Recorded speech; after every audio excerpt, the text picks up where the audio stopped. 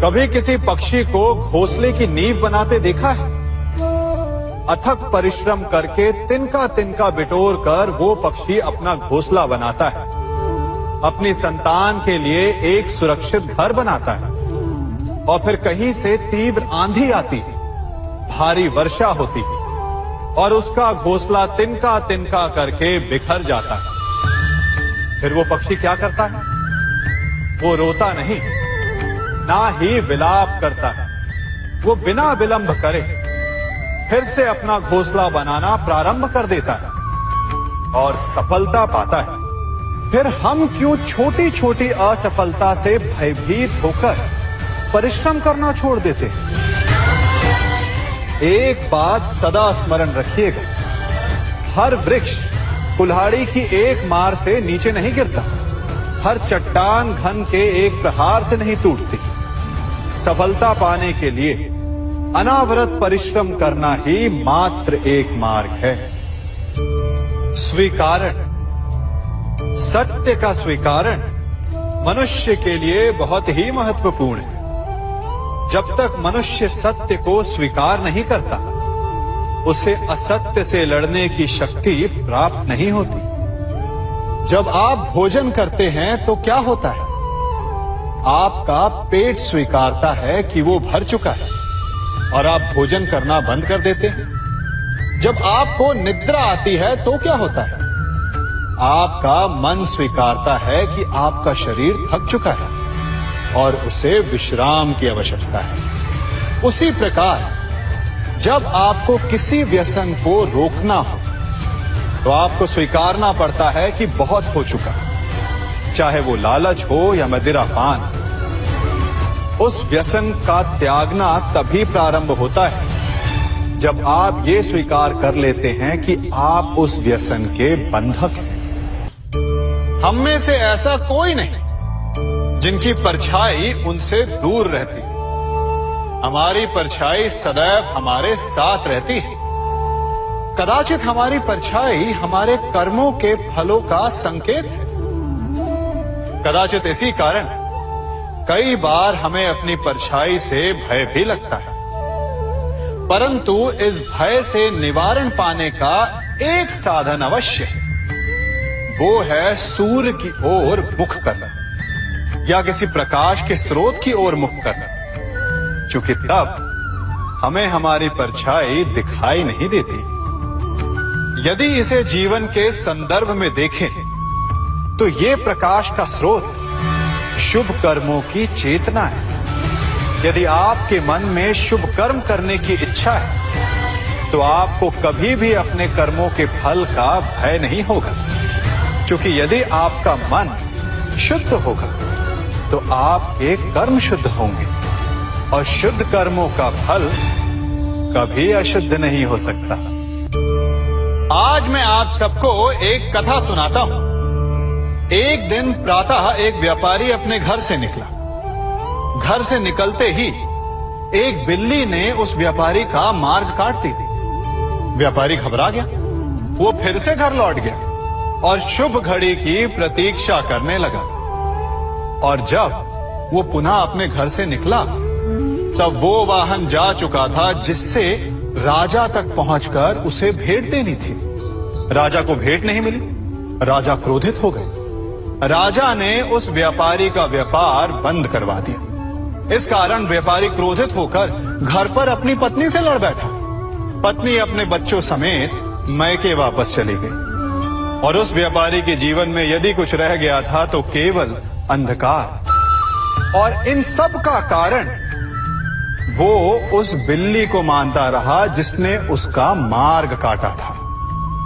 ऐसा ही एक दूसरा व्यापारी राजा को भेंट देने निकला और उस व्यापारी का मार्ग भी एक बिल्ली ने काट दिया। वो व्यापारी तनिक घबराया, परंतु उसने आगे बढ़ना अधिक उचित समझा। राजा तक वो समय पर पहुंचा। उसने राजा को भेंट दी। राजा प्रसन्न हुए और राजा ने व्यापारी को अपना व्यापार बढ़ाने की अनुमति दी, स्वर्ण आभूषण दी। जब व्यापारी घर पर पहुंचा तो पत्नी को आभूषण और अपने बच्चों को देने के लिए वस्त्र थे उसके पास। हर ओर प्रसन्नता थी। समझ रहे हैं ना, दोनों के साथ एक ही प्रकार की घटना हुई, परंतु दोनों की प्रतिक्रिया भिन्न थी। ऐसा ही हमारा जीवन भी है। हमारे जीवन में प्रारब्ध का अपना स्थान है, परंतु उससे कई अधिक महत्वपूर्ण हमारी प्रतिक्रिया, हमारे सोच का प्रभाव है। क्योंकि यही हमारे जीवन को आकार देते हैं। इसलिए अपनी सोच को सकारात्मक रखिए, आपका जीवन सदैव आनंदमय रहेगा। आप इन दो पात्रों को देख रहे हैं। मेरे इस पात्र में जल है और ये पात्र मिष्ठान से भरा हुआ है। दोनों ही पात्र भरे हैं, परंतु देखिए, मिश्री को जल में मिला दिया, जल ने मिश्री को अपना लिया, मिश्री ने अपना अस्तित्व खो दिया। परंतु जल को अभिमान है कि उसका अस्तित्व अभी भी बना हुआ है। परंतु जो इस जल को चखेगा उसे अवश्य पता चल जाएगा कि ये जल अब वो जल नहीं रहा, ये अब शरबत बन गया।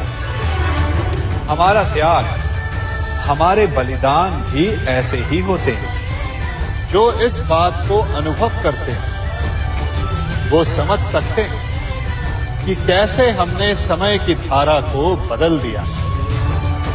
जो बलिदान देते हैं उनका अस्तित्व कभी नष्ट नहीं होता, अपितु उनका बलिदान संसार में कुछ ना कुछ परिवर्तन अवश्य लाता है।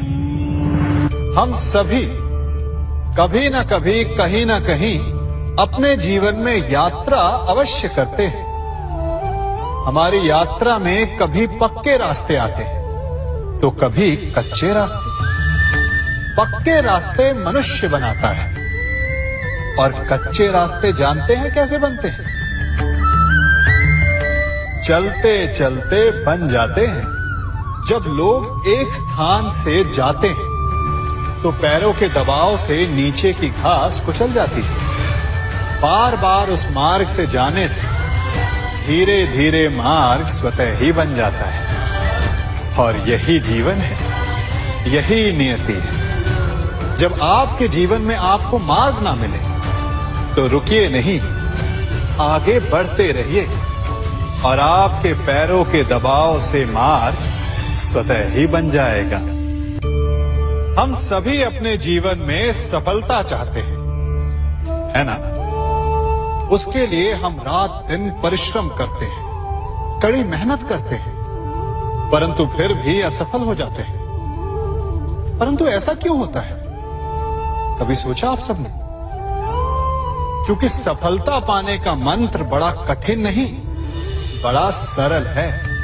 उचित विचार, उचित समय, उचित स्थान पर उचित प्रहार। जब आपके विचार, समय, स्थान और प्रहार यानी परिश्रम उचित है तो सफलता आप ही को मिलेगी। जिस प्रकार एक लोहार लोहे से कुछ बनाते समय उस लोहे के सही ताप तक के आने की प्रतीक्षा करता है और समय आने पर उचित स्थान पर पर्याप्त बल से प्रहार करता है और लोहा आकार ले लेता है, ठीक उसी प्रकार आपकी सफलता भी आकार लेती है।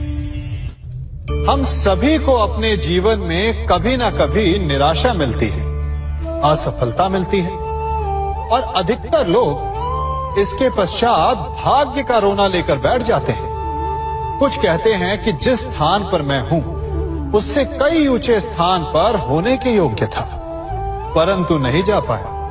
किसी को पीड़ा है कि उसे जो मिलना चाहिए था वो उसे नहीं मिला, भाग्य ही बुरा था। भाग्य क्या होता है? भाग्य वन में खिला पुष्प देवताओं को चढ़ाया जाएगा, या किसी सुंदरी की वेणी में वो सजेगा, या फिर उसे कुचलकर उत्पाद बना दिया जाएगा। ये सब एक पुष्प के नियंत्रण में नहीं होता, परंतु जब तक उस पुष्प का अस्तित्व है सुगंध बिखेरना उसके वश में अवश्य है। परंतु भाग्य हमारे वश में नहीं, और जो हमारे वश में नहीं उसके लिए दुखी होने से क्या होगा। कर्म पर वश है, वो कीजिए और धीरे धीरे भाग्य आपके वश में आ जाएगा, क्योंकि कर्म ही प्रधान है।